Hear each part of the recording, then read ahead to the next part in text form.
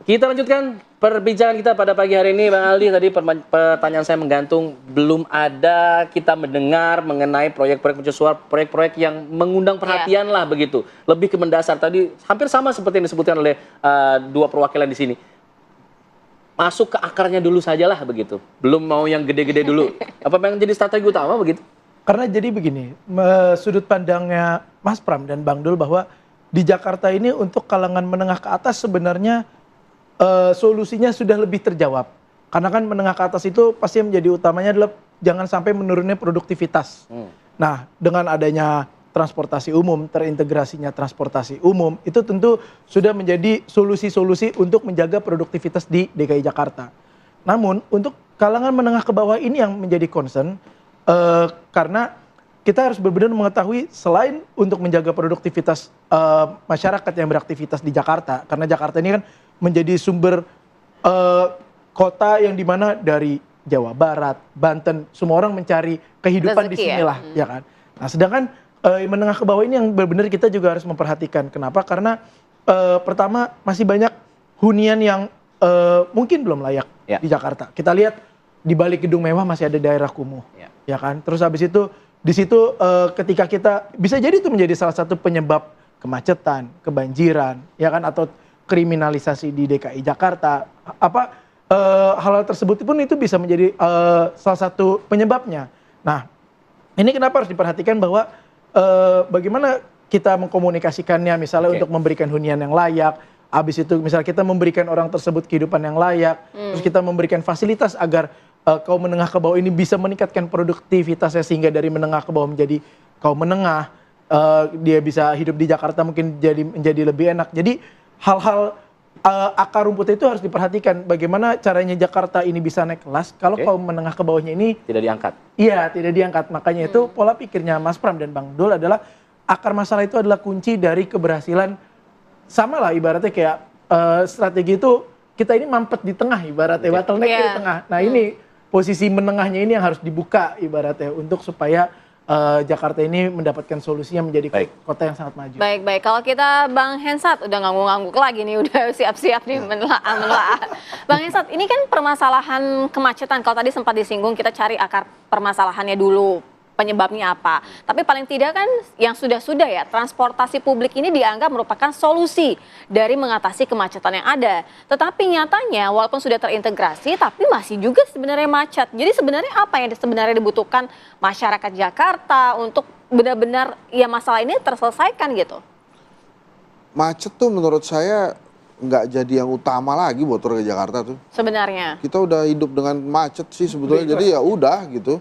Nasib aja gitu ya? Ya yang paling penting sebetulnya ya kalau kelas menengah itu kan gimana supaya kenyamanan mereka tuh nggak terganggu. Gitu.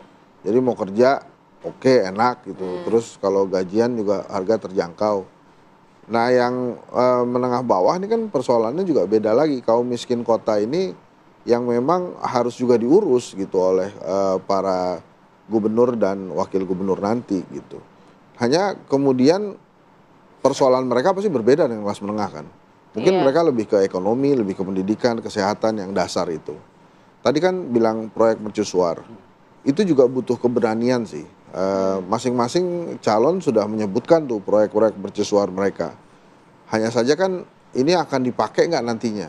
Akan jadi barang politik lagi nggak nih proyek mercusuar nih? Karena kan ada satu tuh udah jadi, JIS tuh jadi barang politik tuh. Begitu ganti gubernurnya walaupun cuma PLT lagunya minta ampun pokoknya nggak dipakai gitu karena dia ada tekanan politik juga kan. Maka akhirnya pertanyaannya kita itu sebagai warga Jakarta ke para calon gubernur, ini siapa yang mau didengerin duluan? Penguasa atau rakyat? Karena kan 2 tahun ini PLT yang didengerin nih penguasa nih. Dia nggak akan dengerin rakyat. Orang apa-apa lapor ke sana kan nggak pernah juga lapor ke rakyat. Ya udah namanya juga PLT kan dia ditunjuk. Kita juga nggak bisa marah-marah juga sama dia. Nah tapi sekarang ini si cagup-cagup yang sekarang kan maju dalam kontestasi ini juga tidak lepas dari urusan politik. Maka pertanyaannya siapa yang mau lebih didengerin? Penguasa di atasnya atau rakyat yang didengerin gitu. Nah itu kan jadi penting tuh. kalau ditanya sekarang sih pasti jawaban wah warga paling penting kita dengarkan. Ini harus lebih didengarkan gitu-gitu. Tapi kan kalau Kalau sudah kenyataannya jadi itu Kalau pertanyaan. itu dia, itu langsung wah jadi lucu-lucu deh pokoknya. Iya. Ya. Nah itu kan juga pertanyaan yang pengen juga kita dengarkan. Boleh. Dan Dengarkan boleh nggak? Iya boleh. Dan itu Kita harus langsung genuine dengarkan tuh, ya. nggak perlu artifisial nih ya. Oh, iya, betul. Jadi harus genuine original tuh gimana? Nah, gitu. originalnya Bang Mulya, apa yang bisa dilakukan untuk rakyat paling tidak yang menengah ke bawah juga nih? Apalagi jadi dari concern? koalisi paling besar begitu, Iya. Kim, yang kemudian mungkin tekanan politiknya akan lebih besar nanti. Iya, kita sering salah paham ya. Kita membedakan antara yang menengah ke atas dan yang menengah ke bawah. Menurut saya, menurut tim Rido, ini sebetulnya mereka sangat terintegrasi. Yang menengah ke atas itu bekerja dengan menengah ke bawah, sama-sama di satu gedung ini. Ya. Cuman mungkin kita nggak selalu berinteraksi ya. Ada yang bekerja sebagai cleaning service, office boy, dan security, dan lain-lain. Itu mereka sama-sama warga Jakarta, sama-sama tinggal di sini, sama-sama kerja di sini. Sebetulnya simbiosis mutualisme itu yang harus ada. Ya. Nah, salah satu cara untuk kembali bisa membuat kita semua hidup dalam kondisi yang nyaman adalah tadi saya kurang setuju dengan Bang Hensat sebenarnya bahwa macet itu sudah diterima aja. Sebetulnya orang Jakarta memang setiap hari day in day out mengalami kemacetan, tapi sebetulnya di dalam masih mendongkol, Bang. Menurut saya ya. Jadi saya terus terang tidak rela kalau sampai orang Jakarta menerima kemacetan sebagai fakta. Ini yang harus digarap dan antara lain program ya masifnya pendekatan kepada masyarakat untuk menata ulang kota menjadi lebih vertikal agar bisa kerja di sini, tinggal di sini sebelah-sebelahan atau jalan kaki 15 menit, 10 menit kayak begitu. Oke, tapi Itu supaya aja programnya udah. tidak dipolitisasi, tidak Iya. mendapat tekanan politis, lebih mendengarkan rakyat itu bagaimana gitu. Iya, kita sudah pendekatannya sudah ada. Ada teman-teman yang namanya arsitek komunitas atau konsultan pembangunan yang bekerja sama dengan masyarakat. Oke. Ini sudah ada pendekatan partisipatif, survei kampung sendiri bersama warga. Oke. Ayo kita bikin gimana caranya rumahnya mau bentuk seperti apa? Mau 4 lantai atau 8 lantai? Di sebelahnya airnya seperti apa? Itu Baik. perencanaan tidak harus hanya dilakukan oleh profesional, tapi profesional bekerja sama dengan warga agar ada rasa kepemilikan dari warga untuk tinggal di sana. Oke, Bang Nelson mungkin dari perseorangan tidak ada beban politis di situ. Nggak ada tekanan ya politis. Satu hal, the hiding area ya. Sebuah area tersembunyi yang nggak pernah dimunculkan. Pemerintah ini harus dynamic, bukan statis ya. Kalau tadi menara itu mercusuar ke langit, ini low level dulu lah. Mari kita lihat, sumber daya manusia. Pekerja, manpower kita sebut, di regulasi itu dikatakan minimal 2 tahun, maksimal 5 tahun pindah.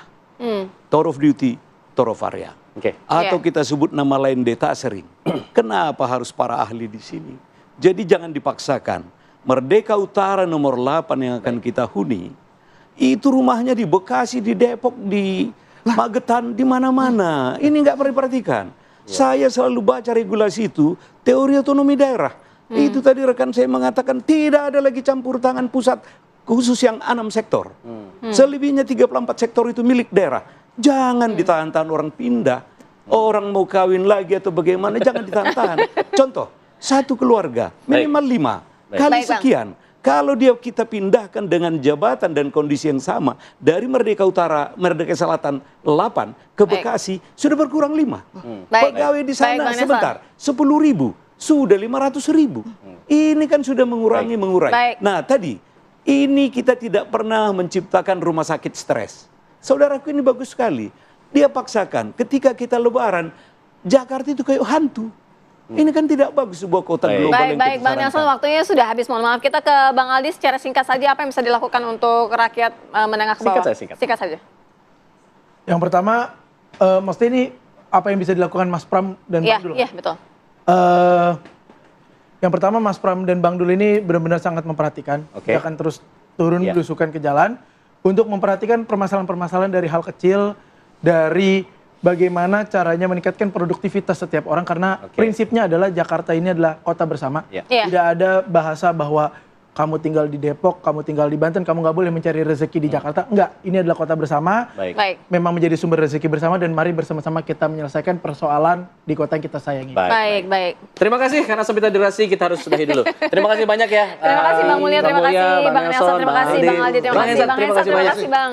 Kita jeda dulu pemirsa, kita akan kembali saat lagi tetap di sini di Apa Kabar Indonesia Pagi.